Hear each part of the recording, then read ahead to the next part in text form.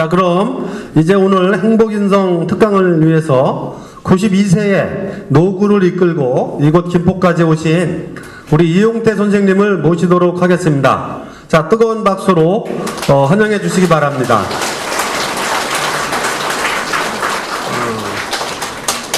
잠깐 강연에 앞서서 우리 김포 시민의 마음을 담아서 꽃다발 준비되어 있죠? 네. 자, 꽃다발 증정시키겠습니다.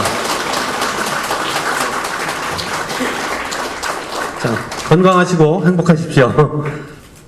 이제 말씀 이전에 우리 행파 이용태 박사님의 양력을 간단히 좀 소개해 드리도록 하겠습니다. 예. 우리 행파 이용태 박사님께서는 1933년 3월 3일 경상북도 영덕군 나락골에서 태어나셨고 1950년 서울대 물리과대학 물리학과에 수석으로 입학하셨고 미국의 유태대학교 대학원에서 1969년 통계물리학으로 박사 학위를 받으셨습니다.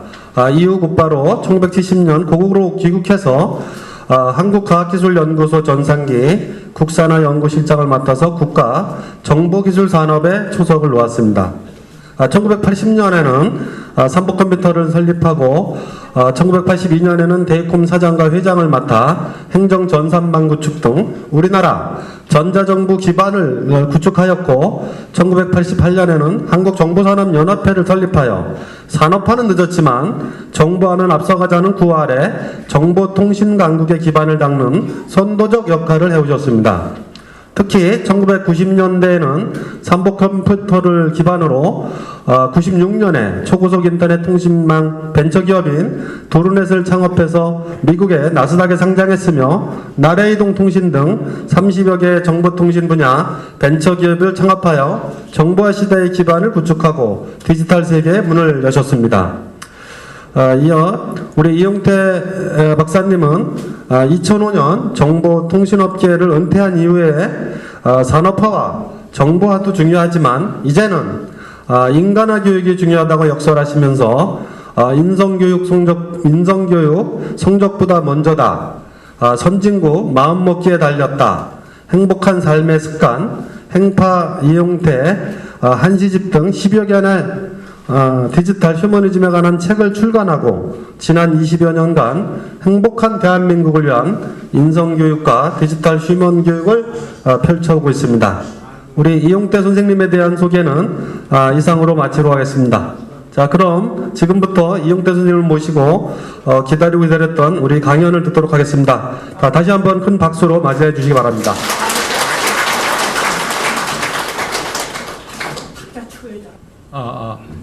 이렇게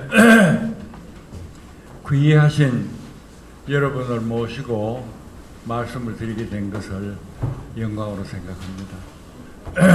먼저 시작하기 전에 제가 수수께끼를 하나 낼게요. 세상이 굉장히 빨리 변하잖아요. 그리고 우리가 모르는 사이에 엄청나게 세상이 변해가고 있습니다. 그래서 얼마나 변했는지 한번 보십시오. 한국이요.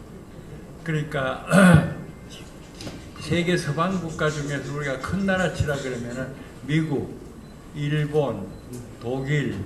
그런데 한국이요. 그 서방의 중요한 나라들 중에서 경제적으로 몇 째나 갈 것 같아요.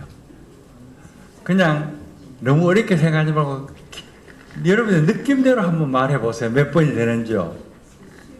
자, 다시 하겠습니다. 미국, 일본, 독일, 영국, 불란서, 이태리, 스페인, 카나다, 오스트라리아 이런 나라들을 쭉 일렬로 세우면은 한국은 어디쯤 가 있을 것 같아요? 파리. 예. 그래서 우리가 모르는 사이에 세상이 많이 변했어요. 한국이 굉장한 위치에 가 있습니다. 그러니까 무엇을 보느냐에 따라서 조금씩 달라지는데요. 대체적으로 한국이 수준이요. 이태리 불란서보다는 앞에 가 있어요. 그리고 개인의 그 경제 수준이요. 개인의 경제 수준이 여러분 기분 난 대로 말씀해 보세요. 한국이 높을 것 같아요? 일본이 높을 것 같아요? 한국이 높습니다. 그러니까 우리가 모르는 사이에 이렇게 세상이 많이 변했어요. 구체적인 숫자를 한번 보겠습니다. 그래서 이제 여러 가지 변화 중에서 경제적인 변화에 대해서 여러분들 짐작을 하셨는데 실제로 숫자를 한번 보겠습니다. GDP라는 건요, 그 나라에 왔다 갔다 한 돈의 총액입니다. 그걸 우리가 만 따지면은요, 미국이 1등이고, 일본이 4등이고요. 그 다음이, 이게 진멋대로 가버렸어. 그 다음에요, 프랑스고, 한국이고요. 이렇게 되면은 8등입니다, 지금 한국이요. 8등인데, 이걸 인구로 나누어요. 한 사람당으로 나누어 보면은, 그럼 어떻게 되느냐면은, 한국 개인으로 나누어 보면요. 미국이 1등이고, 오스트레일리아가 2등이고, 카나다가 3등이고요. 독일이 4등이고, 영국이 5등이고, 일본이 6등이고, 한국이 7등입니다. 그러니까 그 나라 전체 돌아다니는 돈으로 따졌을 때 개인으로 그렇습니다. 그러니까 한국이 프랑스하고 이태리는 앞섰습니다. 불란서하고 이태리는 한국이 앞섰어요. 그 다음에 개인 소비를요. PPP. 그러니까 여기는 정부에 쓰는 돈까지 다 들었는데 그거 말고 개인이 쓰는 돈을 비교하면은 일본이 31,000불이고 한국이 34,000불입니다. 그러니까 한국이 일본보다 더 잘 삽니다. 이제 여러분들 일본 여행 가면은요, 이놈들아 우리가 너보다 잘 산다 이렇게 생각하세요. 구라파에 여행 가면은요, 불란서나 이태리 가서 우리가 너보다 나 이제 그렇게 말할 수 있는 위치에 우리가 와 있습니다. 그 다음에 그 나라가 기술적으로 얼마나 우수하냐 하는 걸 한번 보겠습니다. 그걸 이제 특허를 보면 한국이 일본 다음입니다. 그러니까 서방구가 뭐 중국이나 노사 이거 빼면은요 한국이요. 몰랐죠? 그 다음에 수출은요 중국 이거 빼면은요 미국, 독일, 일본, 한국이 넷째입니다. 8번째, 9번째가 아니에요. 셋째, 넷째예요. 그러니까 수출을 보면은요, 한국이 영국보다도 앞서 있습니다. 불란서 독일뿐 아니고, 그 다음에 특허는 한국이 영국보다도 앞서 있습니다.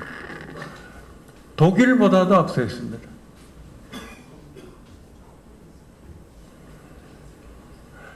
그 다음에 연구 개발하는 데 쓰는 돈, 그게 이제 장래의 힘을 말하는 거 아닙니까? 연구 개발하는 돈은 미국이 1등이고요. 일본이 2등이고, 독일이 3등이고, 그 다음에 한국이 4등입니다. 그 다음에 국방 예산은 미국이 1등이고, 영국이 2등이고, 불란서가 3등이고, 일본이 5등이고, 독일이 6등이고, 한국이 7등이고, 그것도 10등 이내에 있습니다. 그래서 여기서 우리가 한마디로 얘기하면 참 세상이 많이 변해서 이제 한국은 선진국입니다. 경제적으로 봤어요. 그런데 다른 나라는 옆으로 기고 있고요. 한국은 밑에서 치고 올라가고 있습니다. 한국은 이제 시간이 지나면은 더 올라가게 돼 있어요. 그래서 조금만 잘하면은 미국, 일본, 독일, 영국 앞지르고 한국 이런 정도의 지위에 가는 게 문제가 없습니다. 어떻습니까? 지금 이게 기분 좋죠? 예, 이게 기분 좋은 얘기.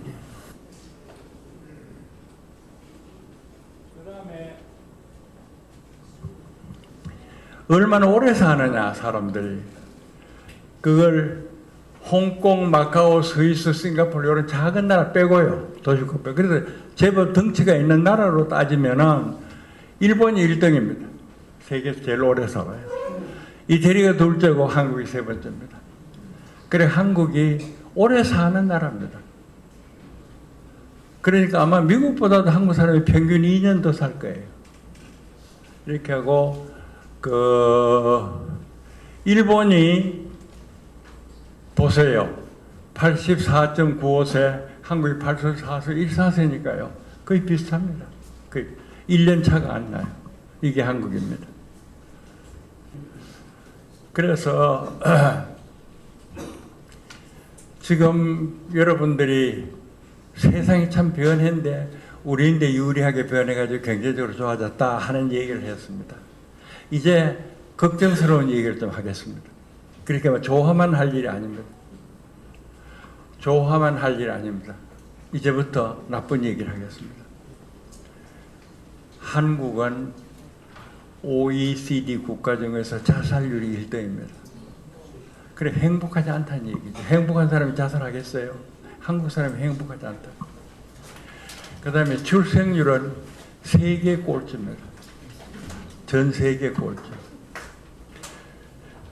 그런데 우리는 한국의 출생률이 전 세계 꼴찌라는 것을 몸으로 별로 낭패스럽게 생각하지 않습니다. 우리 아들 때는 둘씩 낳다가 지금 손자 때가 하나씩밖에 안 낳고 이제 그 다음에는 결혼도 안 해요. 이거는요 굉장히 중대한 문제입니다. 일본이 와서 한국 사람 죽이고 중국 사람이 와서 한국 사람이 죽여가지고 한국이 망해가는 게 아니라 한국 사람이 스스로 아이를 낳지 않아서 스스로 망해가고 있어요. 자멸을 하는 겁니다. 세상에 나라 쳐놓고 그 나라의 제일 중요한 게 뭐냐 그러면 뭐겠습니까? 흥해야지 망하면 안 되잖아요. 근데 한국은 스스로 망하고 있어요. 근데 이거는 심각한 큰일입니다. 심각한 큰일. 그리고 또 한 가지요. 지금 농촌에 가면은요, 70이면 젊은 사람입니다. 앞으로 20년 뒤가 되면 농촌이 다 비어요. 이거 보통 일 아닙니다. 그러니까 다른 거 다 제껴버리고, 한국이 1등이 되고 2등이 되고 다 제껴버리고, 이 두 가지만 해도 엄청나게 중요한 일입니다. 인구는 자꾸 줄어들죠. 농촌은 텅텅 비죠. 나라의 꼴이 안 되잖아요. 그러니까 지금쯤 저 높은 데서 정치하는 사람들요, 국가의 운명을 쥐고 있는 사람들이 이 문제를 직시하고 방법을 찾아가지고 국민들이 호소해야 됩니다. 이거 이러면 나라 망하게 됐으니 우리 정치하는 사람들 이렇게 하겠어요. 국민들은 좀 이렇게 해주세요. 그래야 됩니다. 그렇지가 않아요 지금요. 우리 모두 다 그 점을 굉장히 심각한 문제로 생각하고 걱정을 해야 됩니다. 자, 물질적으로는 놀라운 발전을 이루었지만은 정신적으로는 문제가 많아요. 이 문제를 해결해야 진정한 선진국이 될 수가 있습니다. 그러니까 지금 조건이 두 개부터, 지금 다른 나라는 옆으로 결국 우리는 기어 올라가니까 앞으로 올라갈 수 있다 이렇게 돼 있다 그랬죠. 그런데 지금 이게 인구 문제니 그 다음에 농촌 문제니 이런 심각한 문제만 해결하고 정치한 사람들이 조금만 정신 차려주면 한국이 영국 앞지르는 것은 문제가 없어요. 그러니까 희망도 크고 걱정도 많아요. 그런데 문제는 그 걱정하는 것을 어떻게 하면 고칠 수 있느냐 이겁니다. 경제적으로 가난한 나라가 부자 나라 된다는 것은요 쉬운 일 아닙니다. 사람이 기술도 개발해야죠, 공장도 지어야죠, 돈도 끌고 와야죠. 그 어려움을 우리가 다 했어요. 지금요 정신적으로 걱정스러운 것을 해결하는 것은요 쉽습니다. 돈도 안 들고 특별한 기술이 필요한 것도 아니고 공장 지어야 되는 것도 아니고 사람들이 생각만 바꾸면 돼요. 그러니까 희망은 있습니다. 만약 굉장히 돈이 많이 들고 굉장히 힘이 많이 들고 굉장히 뭐가 필요하다 그러면 희망 없죠. 근데 엄청나게 쉽고 사람들이 마음만 고쳐버리면 간단히 해결할 수 있는 겁니다. 그러니까 그런 운동을 저 위에서 해주면 제일 좋은데 아니면은 우리 일반 국민들도 나서가지고 하나씩 해가야 됩니다.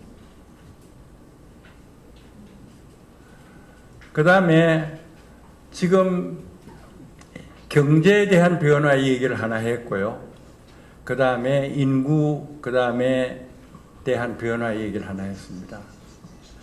그리고 우리가 주목해야 될 변화의 하나는요, 가치관의 변화입니다. 아까 얘기했고 조금 중복되는 얘기도 합니다만은 가치관이라는 데 초점을 맞춰서 한번 생각해 보겠습니다. 한국 사람들은 우리 세대, 난 지금 90이 넘었습니다만은 우리 아들 세대 60쯤 되죠. 손자 세대 30살쯤 되죠. 지금 손자 세대 지금 한두 살짜리 어린애입니다. 이렇게 가면서 뭐가 변했느냐면 가치관이 변했어요. 뭐가 중요하다 하는 생각이 할아버지 생각하고 아들 생각하고 손자 생각하고 지금 생각이 다릅니다. 가치관이 변했어요. 그런데 그 여러 가지 가치관 변화 중에 지금 우리가 나쁘게 변해가고 있어요. 그걸 한마디로 말하면 넓게 보지 못하고 좁게 보는 걸로 가치관이 변하고 있어요. 자, 우리 어릴 때는 가족주의였습니다. 지금 젊은 사람은 개인주의입니다. 구체적으로 예를 들면 이렇습니다. 내가 어릴 때 우리 할아버지 밑에서 자랐는데 우리 할아버지는요, 당신 개인이라는 자각이 없으셨어요. 우리 조상의 한 몸이고 내 자손도 내 몸의 하나라고 생각했지 내가 무슨 따로 독특한 뭐 목적이 있고 뭐 이런 게 없었다고요. 그러니까 집안의 하나, 이게 우리 할아버지의 생각이었습니다. 그런데 지금 그러기 때문에 옛날에는 어떤 게 가능하냐 그러면은 형의 공부를 시키기 위해서 동생 너는 공장에 가서 일해라. 이게 가능했습니다. 왜냐하면 개인이 아니라 가족이니까요. 가족의 역할 중에 형은 공부시키고 동생을 형 도우기 위해서 일한다. 그 다음에 동생을 공부시켜서 누이가 공장에서 일한다. 그게 뭐냐 그러면은 가족주의입니다. 가족이 한 개 덩어리이기 때문에 내가 공장에서 일해도 내 동생이 공부해서 대학 가면 내가 대학 간 거예요. 그렇게 생각한 겁니다. 그러니까 당연히 아버지하고 내하고 이익이 서로 상반되면 아들은 의뢰히 자기 이익을 희생하고 아버지 이익을 쫓았습니다. 지금은 전혀 안 그렇습니다. 아버지 이익하고 내 이익하고 충돌하면 우선 내 이익부터 챙겨보고 여유가 생기면 아버지 이익 생각하는 거죠. 예를 들면 아버지가 병원에 계세요. 그럼 아버지 이익을 생각하면 옆에서 간호를 해야 돼요. 자기 이익을 생각하면 도시에 가서 취직해서 돈을 벌어야 돼요. 그럼 옛날 선택은 간단합니다. 당연히 아버지 모시는 거죠.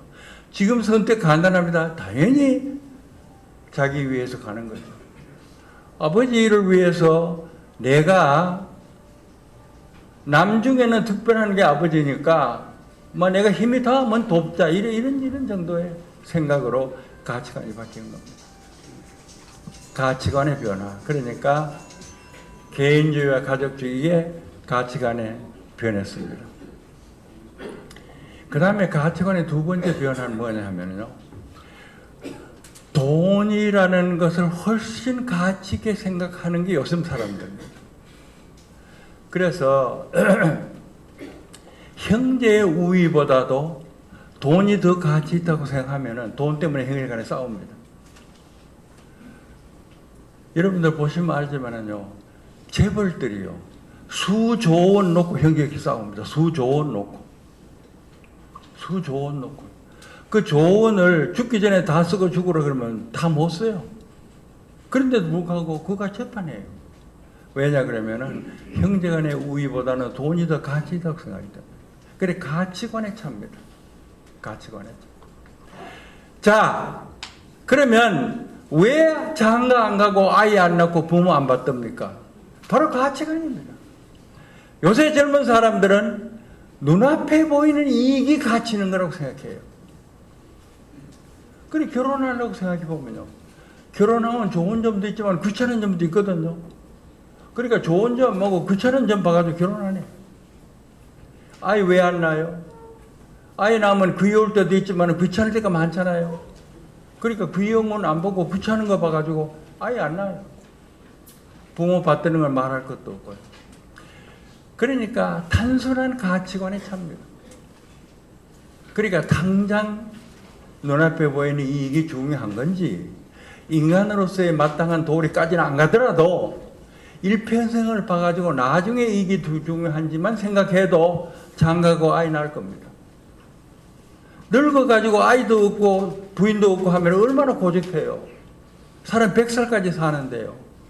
그래도 60세까지는 뭐 일하느라고 세월 가는 줄 몰랐다가 60 이후에 연금 타고 그 다음에 먹고 살 거 만들어 놓고 난 다음에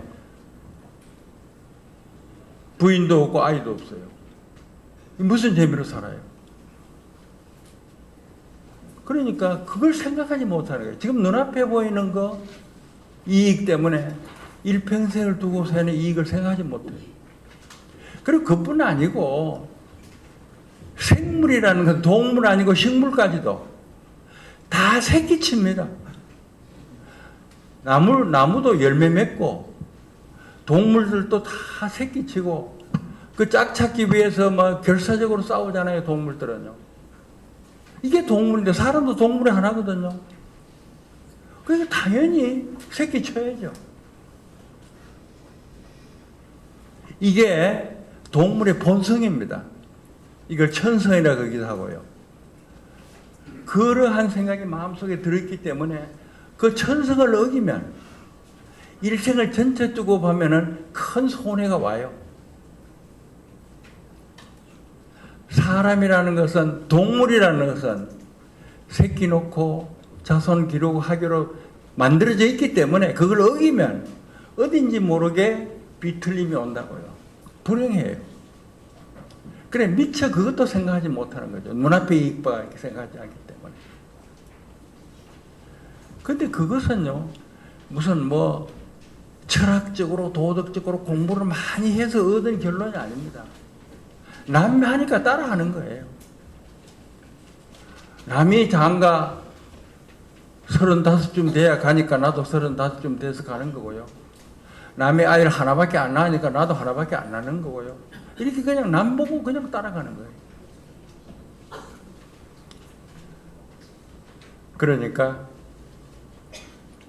초등학교 때부터 교육을, 가정교육도 마찬가지고요. 무엇이 가치 있느냐 하는 것을 가르쳐야 됩니다. 무엇이 가치 있느냐. 그러니까 눈앞에 이익이 가치 있는 게 아니고 일평생을 두고 따져봐야 되는 거다. 그 다음에 눈앞에 이익이 중요한 게 아니고 인간이라는 것이 원체 타고난 본성이라는 것이 중요한 거다. 그런 가치를 가르쳐야 됩니다. 아까 얘기했다시피 단순히요 옆에 사람 하는 거 따라 하는 거라고요. 무슨 뭐 특별한 이론이 있어서 하는 거 아닙니다. 그러니까 그런 것은 어른이, 교사들이 젊은 사람보다 가르쳐야 됩니다. 저는 아들, 딸은 전부 다 둘씩 아이 낳더라고요. 근데 손자놈들은 여기서 보니까 하나밖에 안 나요. 그래, 그런 걸 붙들고 좀 달리인이라고 지금 제가 애를 쓰고 있습니다.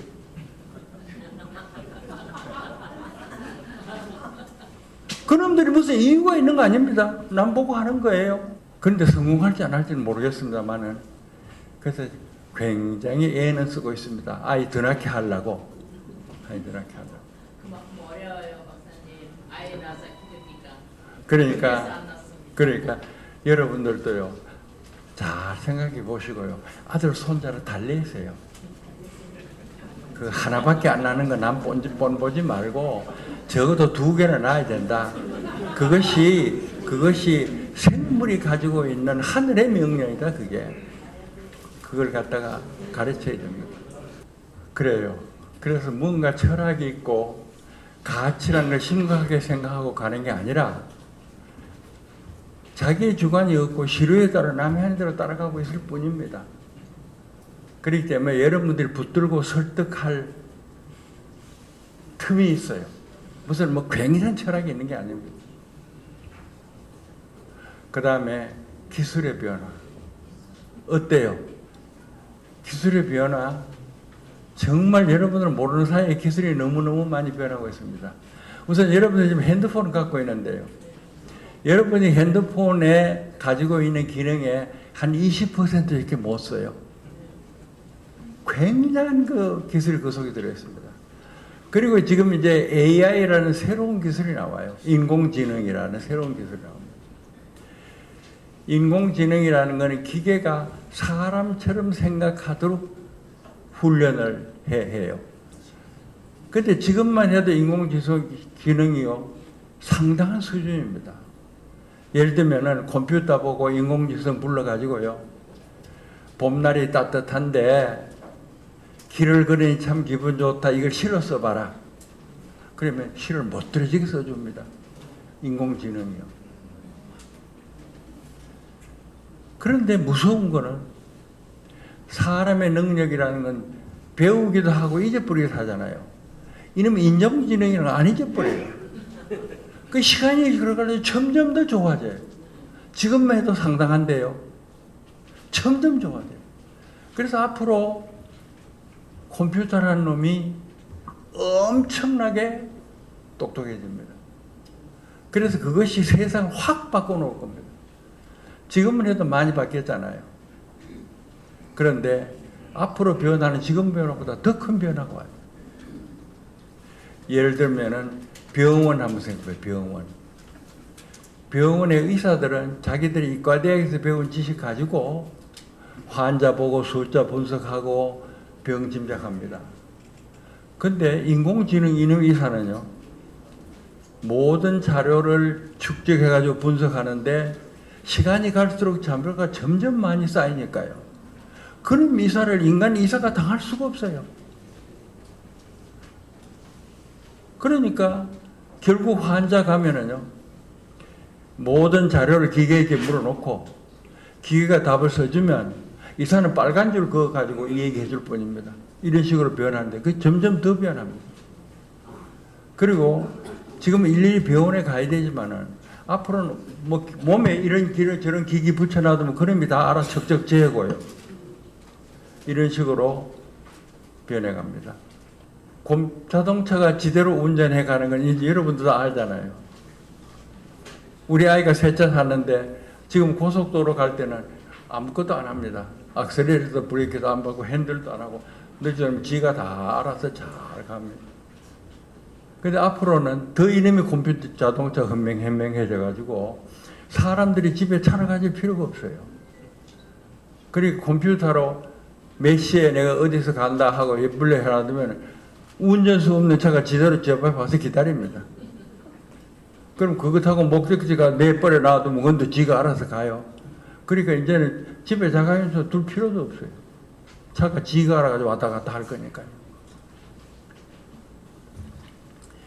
이렇게 무지무지하게 세상이 빨리 변해갑니다. 그래서 인간이 정신을 차리지 않으면요, 정신을 차리지 않고 옆에 사람 하는 대로만 보고 있으면 이 세상이 무슨 꼴이 될지 몰라요. 사람이 정신을 차리고 그 다음에 가치관을 바로 가지고 있어야 인간이 인간대로 구실을 하죠. 그렇지 않으면은 사람이 기교에 휘말려 가지고 어떻게 사는지도 모르고 그냥 괴상한 세상이 된다고 해요.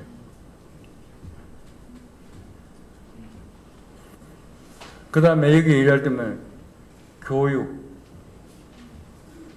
같은 거. 지금 학교 선생이 학생들 가르치잖아요.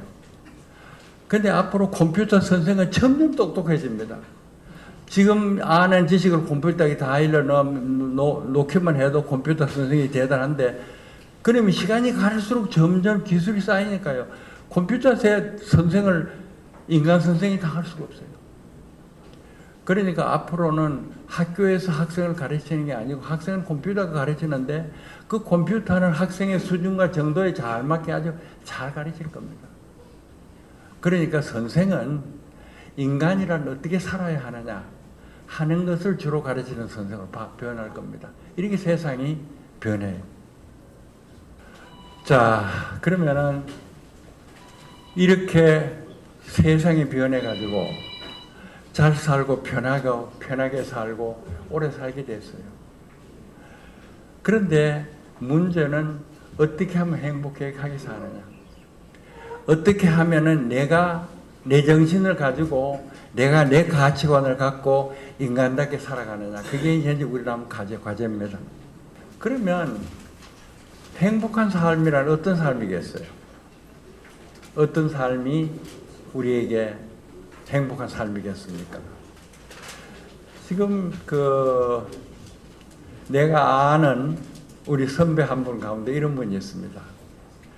나이 금년에 96세인데요. 건강하세요. 그리고 생활도 문제 없어요. 공부를 많이 했기 때문에 책이 가득 있는데 그 책을 가지고 소유를 잘 할 수도 있어요. 근데 이 어른이 날 만나서 뭐라고 한지 알아요? 심심해서 죽을다. 심심해서 죽겠다. 내년 설을 또 못 가봐 겁난다. 빨리 죽었으면 좋겠다. 그러니까 옛날 같으면 먹고 살 걱정이 제일 큰 걱정입니다. 어떻게 하면 먹고 사느냐. 그거 하느라고 정신이 없는데요. 지금은 먹을 수 있고 살 수도 있고. 근데 심심해서 죽겠다는 겁니다. 그러니까 우리가 잘 살게 됐고 오래 살게 됐는데 문제는 심심해서 죽겠다가 아니고 행복하고 재밌게 사는 방법을 찾아내야 됩니다. 옛날에는요, 그럴 필요가 없었어요. 사람이 언제 옛날 100살 살았습니까? 열심히 일하다가 어느 날 봤더니 60대에서 가버리는 겁니다. 오늘 우리가 늘 즐기는 이런 세대가 옛날에 없었어요. 이게 새로운 세대입니다. 그러니까 나이 60이 넘고 먹을 것도 있고 건강하고 옛날에 그런 세대 없었어요. 그러니까 이거는 우리가 서로 이제 발명을 해내야 됩니다. 우리가 어떻게 살아야 되느냐 하는 것을 찾아내야 돼요. 그런데 아까 말씀드렸죠. 행복한 삶이라는 게 뭐겠냐. 그런데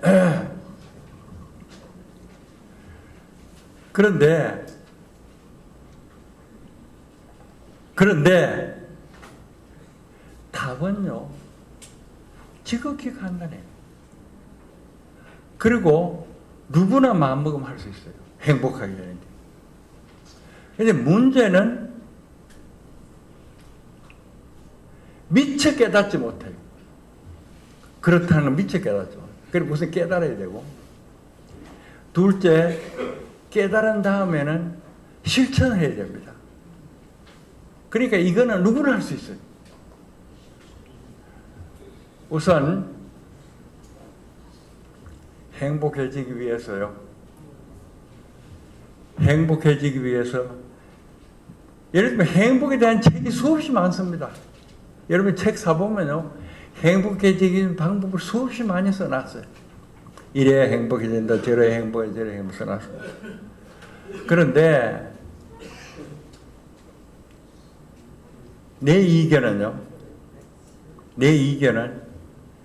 지극히 간단합니다. 행복하다라고 생각해라 이겁니다. 이유를 찾아보면 얼마든지 있어요. 지금 여러분 지금 안가에 앉아 계십니다. 그냥 무심상하게 앉아 있으면 무심상하게 앉아 있는 거고요. 그 다음에 행복하다고 생각하면 행복할 수 있는 겁니다. 지금 제가 강의하고 있잖아요. 나도 지금 뭐 열심히 딴 생각 없이 강의하고 있으면 그걸 되지만은 내가 지금 행복하다고 생각하고 강의하면은 얼마든지 행복해질 수 있잖아요. 우선 90 늙은이가 목소리가 나오죠. 눈이 보이죠. 귀가 들리죠. 무릎이 안 아프죠. 허리 안 아프죠. 이렇게 여러분들이 내 강의 열심히 들어주죠.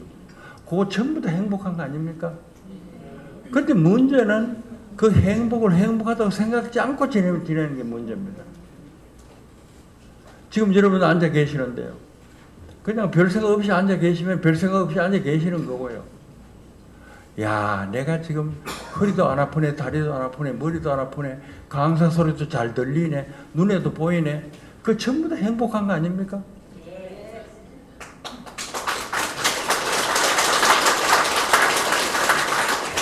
그런데 지금 내가 한 얘기 어려운 얘기 아니잖아요. 여러분이 다 알아듣는 얘기죠.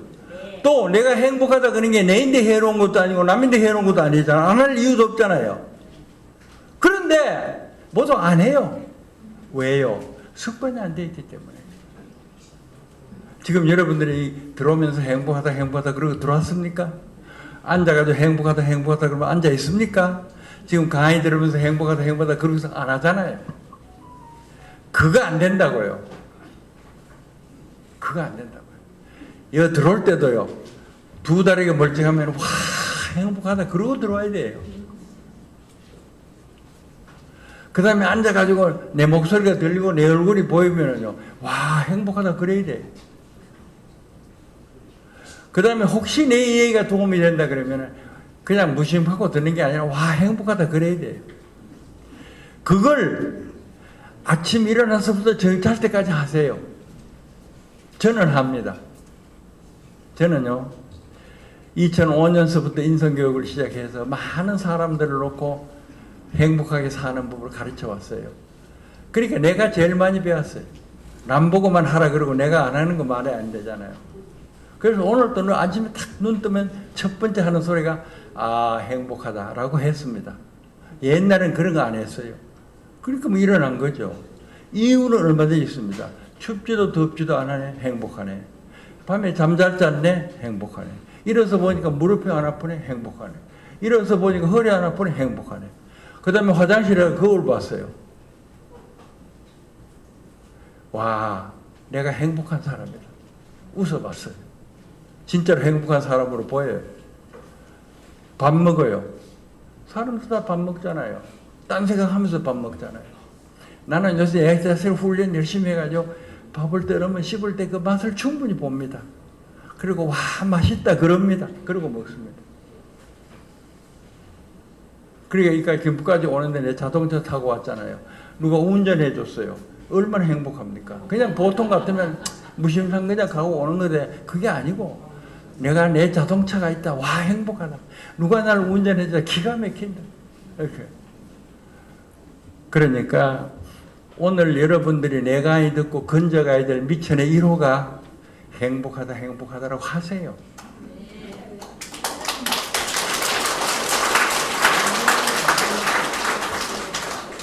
행복한 이유를 찾으세요.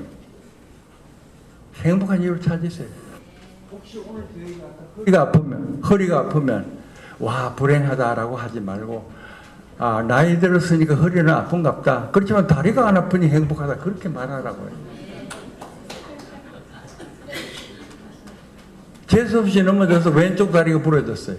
병원에 가 들어오면서 오만 짜증을 다 내고 이제 나이 들어가지고 정말 참 사는 게 불편하다 그러지 말고 야 오른쪽 다리가만 부러지고 왼쪽 다리는 안 부러졌으니까 행복하다 그래.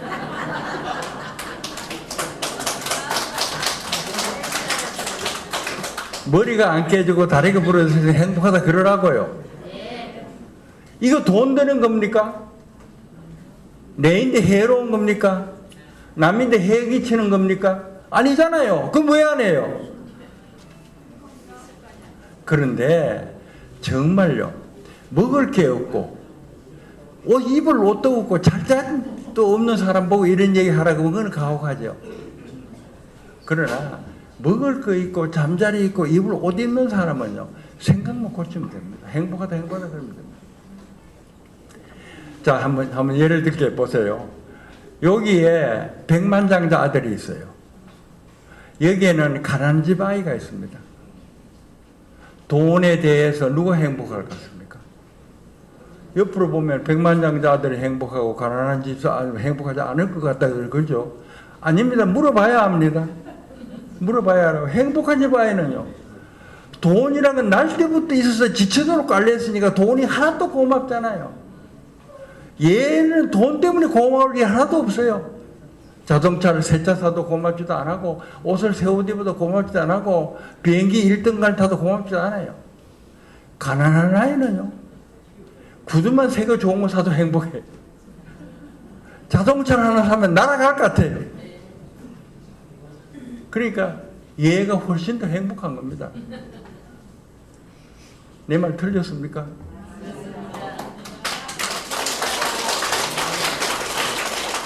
부자가 돈 많기 전에 행복할 것 절대로 안 그렇습니다. 절대로 안 그래요. 내가요 전경련 부회장을 한 10년 했어요. 그 전경련 부회장이 삼성, 금성, 대우 뭐 재벌들의 총수들입니다. 그래서 부자들, 우리나라 대한민국 부자들 내가 눈으로 다 봤잖아요.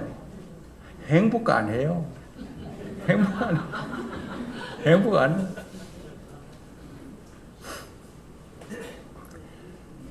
그 다음에 젊은 친구 하나 세우고 90 노인 내 옆에 서 있고 건강에 대해서 누가 행복할 것 같습니까?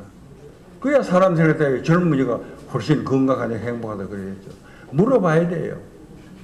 젊은이인데 물어봐요. 너 행복하냐 건강해서. 하나도 행복하지 않아요. 다리 끄떡한 거 이거 뭐 행복하냐? 눈 보이는 거 뭐 행복하냐? 젊은이 봤을 때 그거 너무나 다행이나 하나도 행복 안 해요. 할아버지가 봤을 땐 다 행복해요.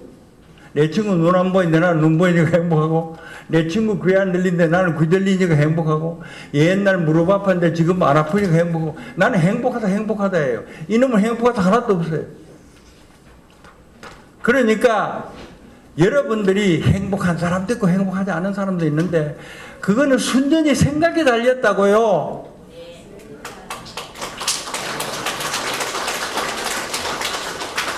여러분들이 밥을 굶고 입을 옷이 없고 잘 자리가 없으면 내가 이런 얘기하면 가혹해요. 그렇지만은 밥 먹을 수 있고 옷 입을 수 있고 잘 자리 있으면 그 다음부터는 완전히 마음먹이 달렸습니다. 그래서 많은 심리학자들이 돈이라는 것을 심리학적으로 참 연구하기 좋은 재료입니다. 그래서 수많은 심리학자들이 연구했습니다. 돈 많은 사람이 돈 적은 사람보다 행복하냐.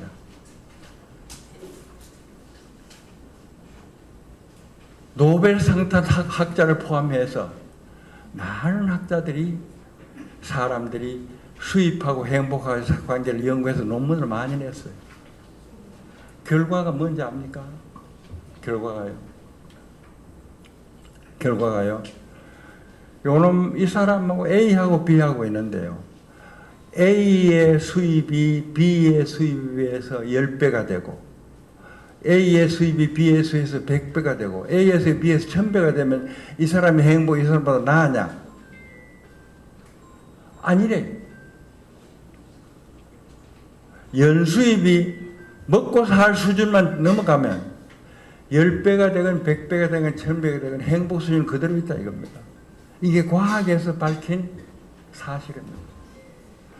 이건 나도 실증을 해서 나도 한동안은 굉장히 부자가 됐었어요.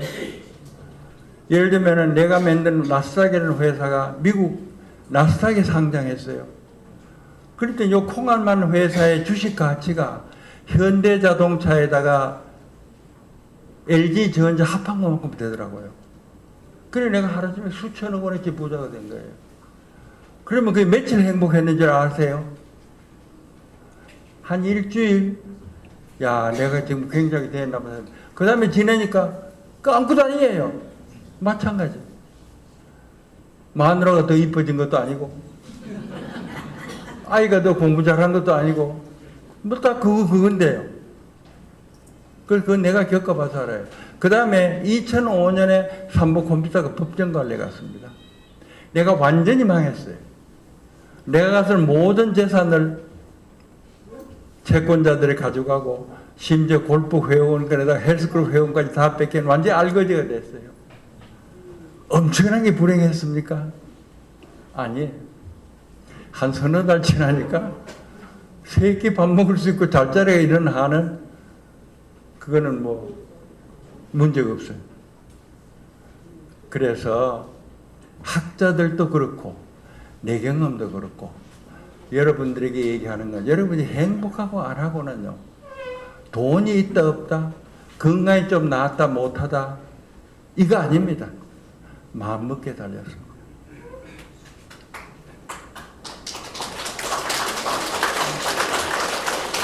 그래 이게 미룰 일 아니에요. 미룰 일 아니에요. 지금 당장입니다. 지금 당장부터 행복하다고 말해보세요. 행복하다 말해보세요. 그리고 이유를 한번 대봐요. 행복한 이유가 뭐예요? 어려운 거 될 필요 없어요. 눈이 보이니까 행복하고 귀가 들리니까 행복한 거예요. 박사님 강의 듣고 있는 순간에 맞아요. 내 얘기 듣고 문 나가면 다 잊어버린 사람도 있어요. 내 얘기 듣고 내일 아침에도 기억하는 사람이 있어요. 아침에 일어나면서 아 행복하다 그러는 사람이 있어요. 그걸 일주일만 할 수 있으면요 여러분 사람이 바뀌어져요. 사람이 바뀌어져요. 그래서 간단해요. 내일 아침부터 일어나가지고 행복하다 하는 거 일주일간만 지속하세요. 그럼 그 다음부터 습관이 돼서요 행복한 사람으로 변합니다. 인간이 사는 목표가 뭐냐? 복잡하게 여러 가지 얘기할 수 있습니다만은 한마디로 얘기하면요 행복해지기 위해서 사는 겁니다. 행복해지기 위해서 사는 겁니다.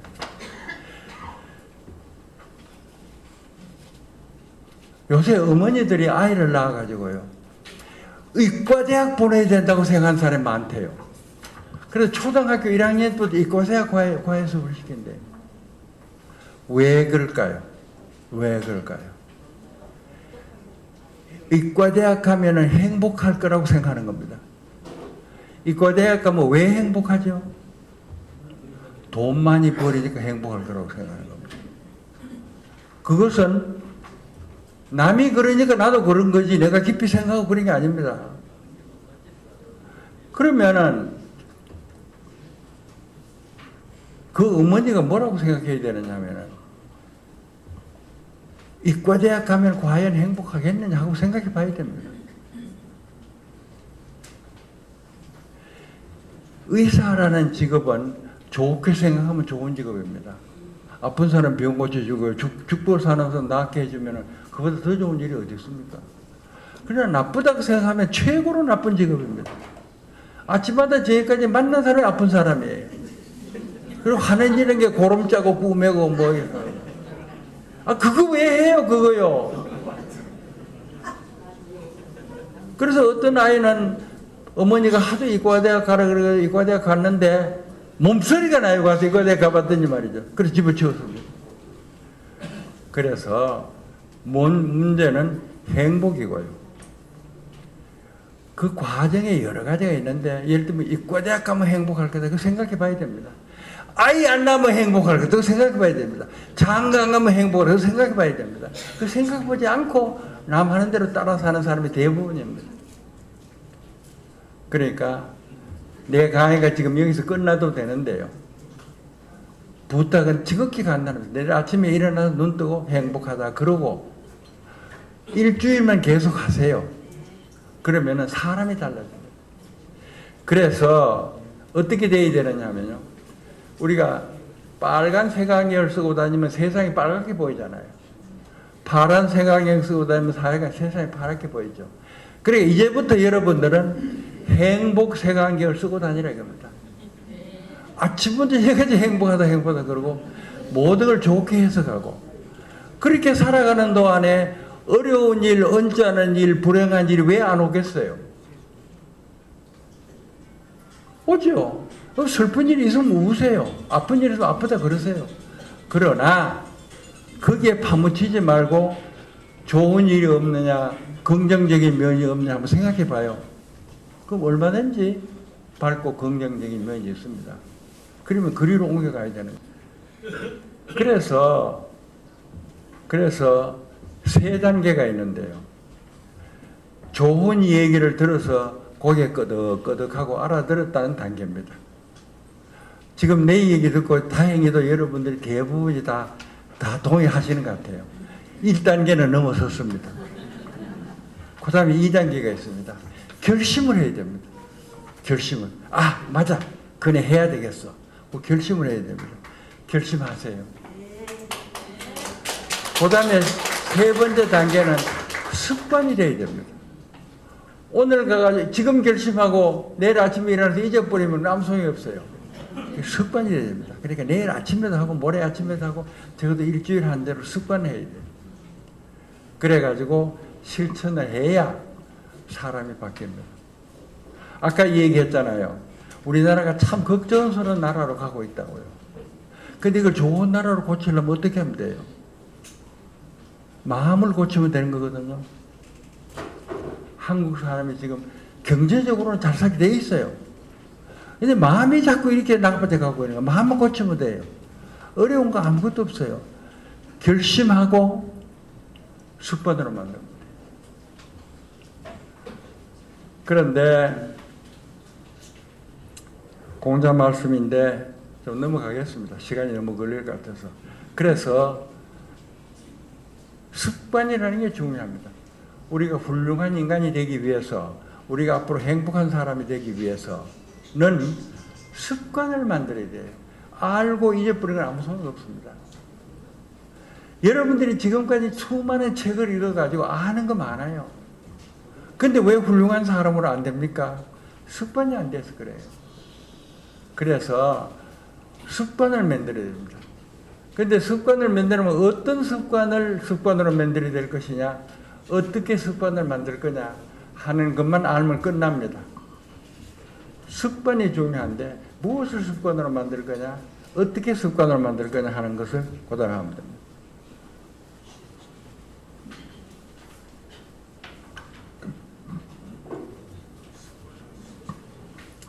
그래서 우리가 훌륭한 인간이 되기 위해서요. 내가 내 자신을 존경할 만큼 되는 인간. 옆에 사람이 봤을 때도 존경을 받을 만한 인간은 논어를 읽고 맹자를 읽고 성경을 읽고 불경을 읽어야만 알 수 있는 어려운 게 아니고요. 지극히 간단한 겁니다. 사실은. 첫째, 행복하다 그럴 줄 알아야 됩니다. 그게 첫째입니다. 그 다음에 둘째는요, 생각한답니다. 무슨 말이냐면은, 혼자 있을 때는 행복하다 그러고 그 행복한 이유를 생각하거든요. 혼자 있지 않으면 사람을 대할 때 아닙니까? 사람을 대하거든. 그 사람을 한번 생각해 보라. 그 사람의 마음을 생각해 보고 그 사람의 입장을 한번 생각해 보라요. 사람을 대하면. 그런데 사람을 대하면은 그 사람에게 양보해라. 사람을 대하면 그 사람을 도와줘라. 그러면 안 할 사람 많아요. 왜 내가 남을 도와주고 손해보지? 안 할 사람 많습니다. 그러나 생각해보라는 걸 원할 수 있습니다. 사람을 대하거든 한번 그 사람의 입장에는 마음 한번 생각해보라. 이것만 가지고도 대인관계는 아주 좋아집니다. 돈을 주고 시간을 주고 정성을 주지 않더라도 상대방의 입장만 한번 생각해 봐도 개인관계가 좋아요. 왜냐하면 보통 사람은 누굴 대해도 상대방의 입장 안 생각합니다. 그냥 악수하고 치우죠. 이 사람만 악수하고 저 사람만 악수하고 저 사람만 이 사람만 이거 하지만 그 사람 상대방 생각 안 하잖아요. 여러분도 한번 생각해 보세요. 여러분 여기까지 오는 동안에 아마 버스 타고 택시 타고 했을 겁니다. 그랬을 때 버스 타면서 버스 기사 입장 한번 생각해 봤습니까? 아니잖아요. 버스 옆에 선 사람의 입장 한번 생각해 봤습니까? 아니잖아요. 문 열고 들어올 때 뒤에 오는 사람 생각해 봤습니까? 아니잖아요. 근데 생각만 해봐도. 그러니까 버스 운전 사람 보고 아이고 아저씨 수고하십니다. 고마워요. 이렇게 해주면 돈 들어가는 것도 아니고 시간 들어가는 것도 아니고 어려운 거 하나도 없습니다. 그것만으로 관계가 좋아요. 그 다음에 문 열고 들어갈 때 이왕이면 뒤에 몇 분? 25분 남았어요. 그 다음에 뒤에 오는 사람 보고 문 좀 붙들어주면은 그럼 뒤에 오는 사람 기분 좋아지는데 그것 때문에 시간 들어가고 돈 들어가고 정성 들어가고 아니잖아요. 그러니까 조금만 생각해 본다는 것만으로도 우리가 인간관계가 훨씬 훨씬 좋아집니다. 근데 생각해 봐서 내가 도와줄 수 있는 여유나 능력이 있으면 도와주라 이거예요. 그러니까 무조건 하고 양보하고 무조건 하고 도와주라고 안 할 사람 많아요. 다 사람 손해보는 거 싫어하니까요. 한번 생각해 봐라 이거. 생각해서 도와줄 수 있으면 도와주고 싫으면 안 도와주더라도 생각하는 것입니다. 그래서 인간이 행복하게 살라 그러면은 혼자 못 살고 대인관계와 같이 삽니다. 우리가 살아가는 동안에요. 기분 나쁘다, 기분 좋다, 화난다, 짜증난다, 즐겁다 이런 게 대개가 다 인간관계입니다. 사람하고 만나가지고 다투었든지 짜증을 냈든지 무슨 섭섭하게 생각하든지 욕을 먹었든지 욕을 하든지 이런 게 전부 다 우리를 기분 나쁘게 만들고 기분 상하게 만들고 하는 겁니다. 그러니까 사람 사이 관계가 결정적으로 중요한 거거든요. 그러니까 우선 생각해보자. 상대방의 입장을 한번. 여러분들 스스로 반성해보세요. 여러분들이 만약 집에 부인이 있거나 남편이 있으면 오늘 하루 동안에 부인이나 남편을 대했을 때 그냥 무심상하게 뭐 거기 있는 사람이지 뭐 하고 대했는지 한번 좀 생각해 봤는지요. 저 사람의 입장을, 저 사람이 뭘 지금 원하는지, 저 사람의 입장이 어떤지 하고 상대방 한번 생각해 봤느냐 한번 생각해 보세요. 대개는 노입니다. 우리 그냥 무심상하게 사람을 대했지 사람 만날 때마다 신경 쓰는 거 안 하잖아요. 그런데 우리가 행복하게 살기 위해서 인간과 관계가 참 중요한데 그냥 뭐 도와주고 뭐 상대방이 위해주고 하면 좋죠. 그건 다 못하니까 우선 한번 상대방의 입장에 한번 생각해 보라 이겁니다. 버릇을요. 그러니까 사람을 대하거든 상대방의 입장 한번 생각해 보라. 요게 생각한답니다.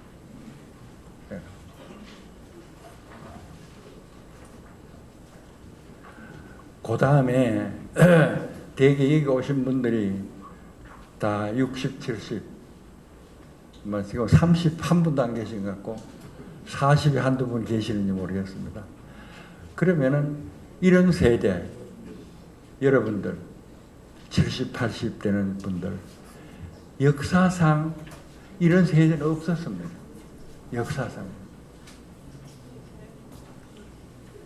그러니까 처음 생활하는 방식을 여러분이 만들어 가야 됩니다.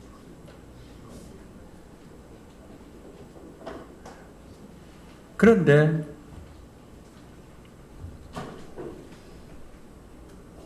제일 큰 문제는 심심하다, 보람 없다, 왜 사는지 모르겠다, 어떻게 살아야 되는지 모르겠다 이런 문제에 봉착합니다.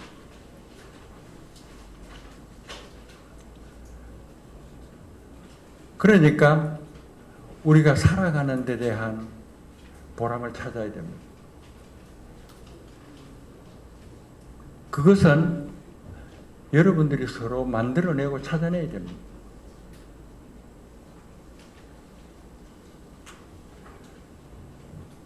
그러면은 어떻게 할까요?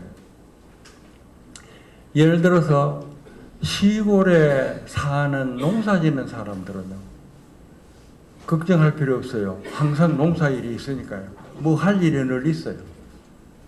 할 일이 있기 때문에. 그러면 동해지에서 농사도 안 짓고 직업도 없고 먹고 살 거는 있고 시간도 있고 어떻게 할까요? 뭔가 보람을 만들어야 되는데. 그런데 우리가 인간이 사는 보람 중에 제일 큰 보람은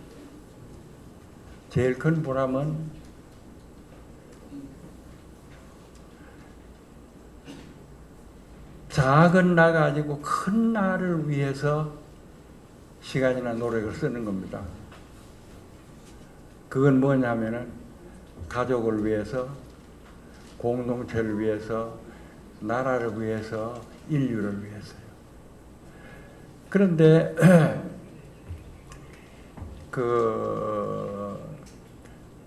이 미국의 유발 힐라리라고 아주 젊은 교수가 하나 호모세이피언스라는 책을 내가지고 전 세계에 베스트셀러가 되었습니다. 호모세이피언스는 인간이거든요. 근데 그 사람 쓴 책에 이런 얘기했어요. 내용이 이 지상에 수많은 생물이, 수많은 동물이 났다 없어지고 났다 없어지고 났다 없어지고 났다 없어지고. 그런데 그 수많은 동물 중에 났다가 없어지지 않고 그것이 번성해가지고 전 세계를 지배한 동물이 있는데 그것이 인간이다 이거예요. 그러면은 인간이라는 동물이 가만히 보면은 이게 불완전한 동물이에요. 두꺼운 가죽도 없고 날카로운 이빨도 없고 빨리 달리는 발도 없어요. 망하게 꼭 좋은 게 인간인데요. 인간이라는 동물인데 그 동물이 전 세계를 지배하게 됐다. 그 원인이 뭐겠냐? 그래서 힐라리의 대답은 인간이라는 동물은 공동체를 크게 만드는 능력이 있다. 그러니까 여우들도 공동체 만들고 사자들도 공동체 만들지만은 인간이라는 게 가장 큰 공동체를 만들더라. 인간이 만드는 가장 큰 공동체가 나라입니다. 나라 이런 걸 만드는 거죠. 그렇다면은 각 개체가 공동체를 만들려면 어떤 특징이 있어야 됩니까?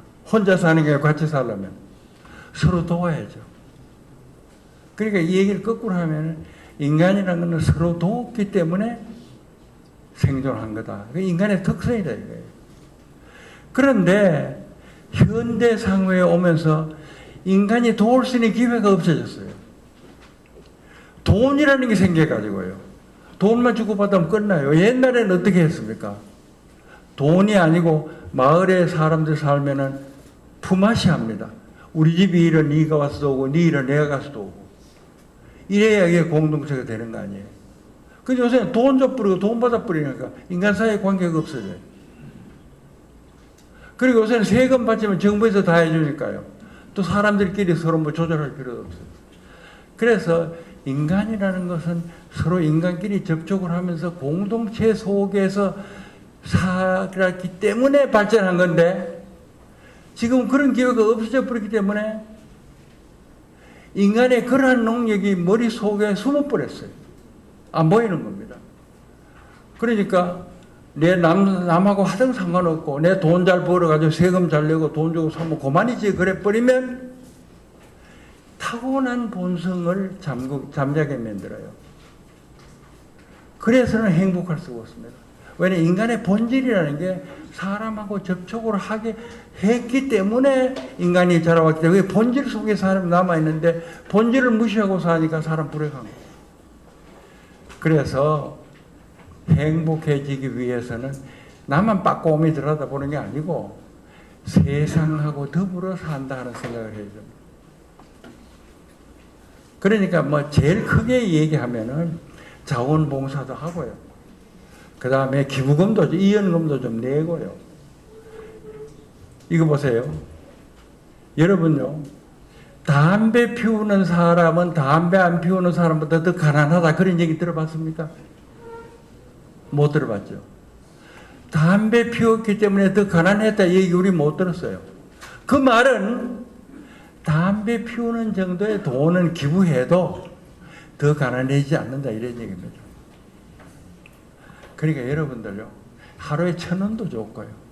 하루에 100원도 좋고, 뭔가 좀 기부해가지고 사회에 기부해보세요. 그러면 이 속에 들었던 본능이 살아나서 행복해집니다. 예를 들면 우크라이나 전쟁하는데 돈 좀 보태주고, 그 다음에 뭐 하는데 돈 좀 보태주고, 그 1,000원 주기는 안 됐잖아요. 그러니까 그 1,000원을 모으세요. 그래서 한 10,000원쯤 되면 주고, 그럼 그렇게 힘겹게 뼈 아프게 뼈 휘청거리게 할 필요가 없고, 그래도 사물 얼마나 더 이렇게 모아가지고 사회를 위해서 내가 희생을 하면 여러분들은요 굉장히 행복해집니다. 모르는 사이에 텔레비에 그 아프리카 어린 아이들 막 고생하는 거 사진 내고 기부금 내라고 막 나오잖아요. 근데 우리가 다음은 몇 편이나 내놓으면 그 다음에는 흐뭇하게 볼 수 있습니다. 그 하나도 안 하면 그거 볼 때마다 미안한 생각이 들어요. 아이고 내가 뭐 좀 해야 되는데. 그래서 그런 사회를 위해 가지고 우리가 이바지하는 것, 그게 가장 큰 의미의 행복입니다. 이제 그렇게까지 안 가더라도 뭘 해야 되느냐 하면은 우선 내 가까운 사람들을 지금보다 더 친하게 지내는 연구를 하세요. 예를 들면 부부 같이 살잖아요. 지금까지 무심코 살았다면 이제는 아까 얘기했듯이 상대방의 입장을 한번 생각해 봐서 말 한마디라도 좋게 해주고 뭔가를 걱정해 주고 하는 거예요. 그 다음에 친구. 지금까지는 한 달에 한 번 전화 걸었다면 일주일에 한 번 더 전화 걸고, 만나면 무심상하게 만나지만 악수를 하다 좀 정답게 악수를 하고, 이렇게 해가지고서 사람 사이의 관계를 걷게 합니다. 그렇게 해서 인간 사이의 관계를 갖다가 잘 생각해서 그걸 돈독하게 함으로써 여러분은 행복해집니다. 그리고 내 혼자 행복을 만드는 방법은, 뭔가 재미있는 일을 찾아서 해야 되죠. 보통 보면은 등산 가고, 그 다음에 여행 가고, 이런 게 많습니다. 그러나 거기다 조금 더 나아가지고 사진 찍고, 붓글씨 배우고, 그 다음에 가야금 배우고, 고전춤 배우고, 이렇게 뭐라도 마음을 들여서 시간 가는 줄을 모르게 즐길 수 있는 것을 찾아서, 근데 보통 뭐라 그럽니까? 내 나이 80이 돼서 이제 그거 안 되네. 그저께 밤에 90대는 친구 5명이랑 사람 같이 잤어요. 근데 그 친구 전부 핸드폰 갖고 있는데 이게 핸드폰이나 전화밖에 못 써요. 그래서 내가 유튜브 가르쳐 주면 쓰는 거 가르쳐. 이 사람아, 이제 나 그런 거 새로운 거 못한 이 지경이라고요. 그러지 마세요.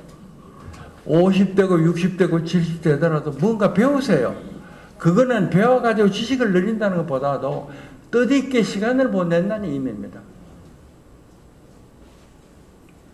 그러니까 뭔가 내가 마음을 쏟아서 할 수 있는 것을 해보는 겁니다. 그게 너무 어려워도 안 되고 너무 쉬워도 안 됩니다. 너무 쉬워서 자동차 운전 같이 쉬우면은 그거 한다고 재미있는 거 아닙니다. 또 아주 너무 어려우면은, 예를 들면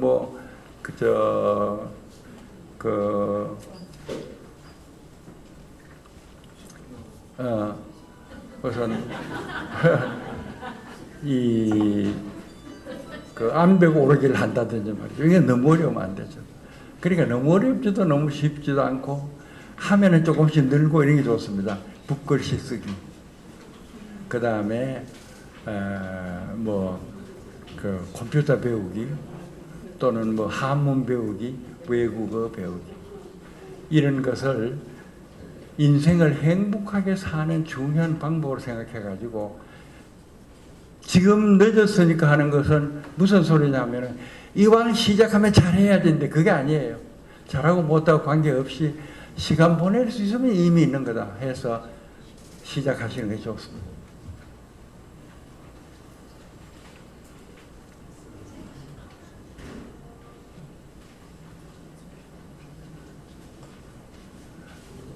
그러면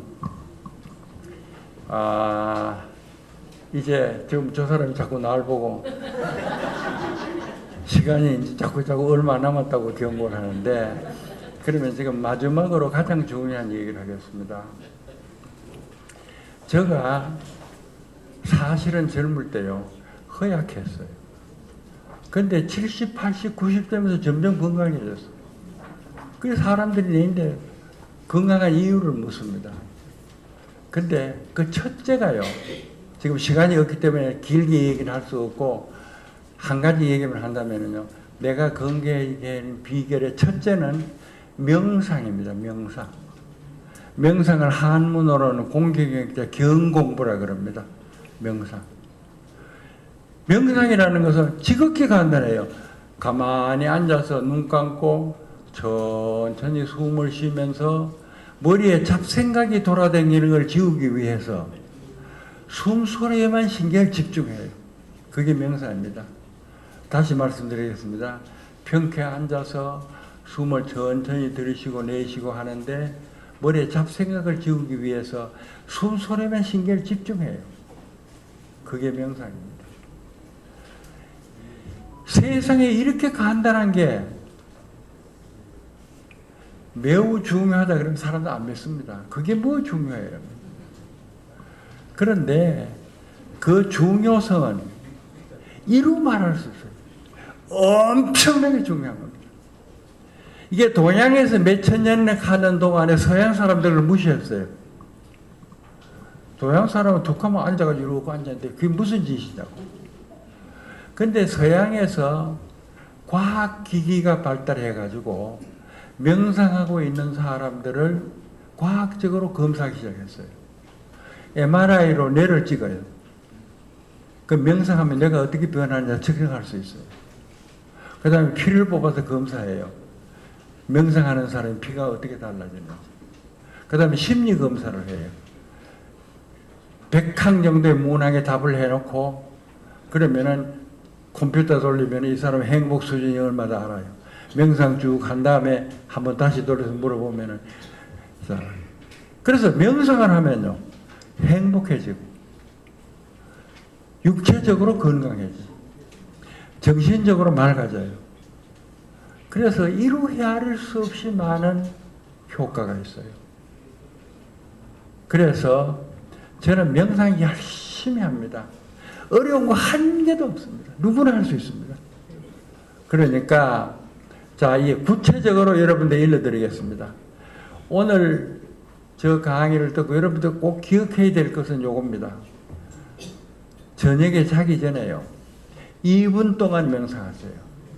2분 동안 할 수 있죠? 2분 동안 딱 앉아가지고요. 의자에 앉아도 좋고 땅바닥에 앉아 있습니다. 앉아가지고 눈 감고 숨을 천천히 들이쉬고 내쉬고 천천히 들이쉬고 내쉬고. 현재 잡념이 왔다 갔다 해요. 이 잡념 왔다 갔다 하는 걸 없애기 위해서 숨소리에만 신경을 집중합니다. 그러면 잡념이 왔다 갔다 없어집니다. 그렇게 해서 오늘 2분 합니다. 오늘 저녁에 2분 하세요. 내일 저녁에 2분 하세요. 모레 저녁에 2분 하세요. 일주일만 2분 해요. 그래서 일주일만 2분 하면 그 대성호입니다. 그럼 그 다음에 5분 하세요. 그것도 일주일 하세요. 그 다음부터는 여러분 능력에 맡겨요. 10분하고 20분하고 30분 하면 더 좋죠. 그걸 하루에 한 번 하고 두 번 하고 세 번 하고요. 그 다음에는 눈 안 감더라도 여러분들이 다 만보 걷잖아요. 걸어갈 때 발바닥에만 신경을 집중하고 이것도 명상입니다. 눈은 뜨고 걸어도. 그러니까 온 신경을 발바닥에 집중하고 이것도 명상입니다. 이게 명상이에요. 그러면서 그 다음에 뭐라고 하냐면은 숨을 들이쉬면서 행복하다, 내쉬면서 행복하다. 되풀이에요. 그래가지고 한 달쯤 하면은 한 10만 번 할 수 있어요. 그러면은 생각지 않더라도 우리 몸 전체가 행복한 인간이 되고 마음은 행복해지고 우리 안경은 행복으로 보이기로 됩니다. 여러분들이 달라지는 겁니다. 그래가지고 한 서너 달 해서 이제 행복하다가 문제없이 되면은 그 다음에는 숨을 들이쉬고 내쉬면서 생각한다 생각하다. 뭘 생각해요? 사람을 대하면은 상대방의 입장을 한번 생각해 보자. 인간관계가 좋아지기 위해서 생각한다 생각. 그 두 가지만 하면은 여러분들은 80점 인간, 80점 인격자입니다. 훌륭한 사람이에요. 왜냐하면은 사람을 대하면 항상 남을 배려할 줄 알잖아요. 훌륭한 사람 아닙니까? 혼자 있으면 항상 긍정적으로 생각합니다. 근심 걱정 안 하고 과거에 후회 안 하고 미래 걱정 안 하고 마음이 편해요. 그러면 그게 인격자죠. 거기다 더 보태서 하루에 1,000원 정도 사회에 대해서 기부하세요. 그러면은 텔레비에 아프리카 가난한 사람 나온 거 보고도 그래도 덜 미안합니다. 아, 내가 내 할 짓을 했구나. 그걸 여러분들을 굉장히 행복하게 만듭니다. 그러면 정리하겠습니다. 문제는요, 내가 인성교육을 한 지 지금 15년, 한 120만 명인데 강의했습니다. 강의했는데 내가 발견한 게 이겁니다. 인류 문명이 생긴 이래 공자, 예수, 석가모니를 위시해서 소크라테스 모든 사람들이 이 세상 사람을 훌륭하게 만들길 원했습니다. 여기 있는 여러분들도 아들 손자나 하면서 아들 손자가 훌륭한 사람이 되기를 다 바랐습니다. 그런데 요거면 된다 하는 황금 열쇠가 없었어요. 그래 공자님께서 제자보고 야 요것만 하면 이 훌륭한 사람이 된다 하는 황금 열쇠 하나 주고, 석가모니도 제자 주고 요거 하나 주고 여기 황금 열쇠 요거만 하면 된다고. 그럼 황금 열쇠가 없었어요. 여러분도 황금 열쇠가 없이 지금까지 살아왔어요. 그래서 아이들 보고 착한 사람 되라, 정직한 사람 되라, 부지런히 해라고 얘기했지만은 황금 열쇠는 아니라고요. 그런데 지금 제가 여러분에게 드린 게 황금 열쇠입니다. 항상 행복하다 행복하다고 말하라. 사람을 대하면 역지사지하라. 정말 힘이 부담이 안 가는 범위 내에서 요만큼 하루에 100원도 주고 1000원 좋으니 세상을 위해서 좀 좋은 일 해라. 그것만 다예요. 그것만 여러분들이 행복해지고 사회가 밝아지고 우리나라가 도덕 수준이 높은 사회가 되는 겁니다. 근데 그걸 하는 방법은 명상입니다. 습관 만드는 방법 명상. 아침부터 저녁까지 시간이 있을 때마다 명상하면서 행복하다 생각하다를 베풀어야 됩니다. 세상은 변합니다. 우리가 가만히 있으면 어떤 꼴의 세상이 될지도 몰라요. 기기괴괴한 세상이 올지도 몰라요. 그러나 우리는 가치관을 확립해가지고 인간으로서의 자존심을 지키고 대한민국이 세계에서 경제적일 뿐 아니고 정신적으로도 우수한 국가로 가자. 그래야 되는데 방법은 지극히 간단하다고 이것만 하면 돼요. 제가 이것을 마치겠습니다. 감사합니다.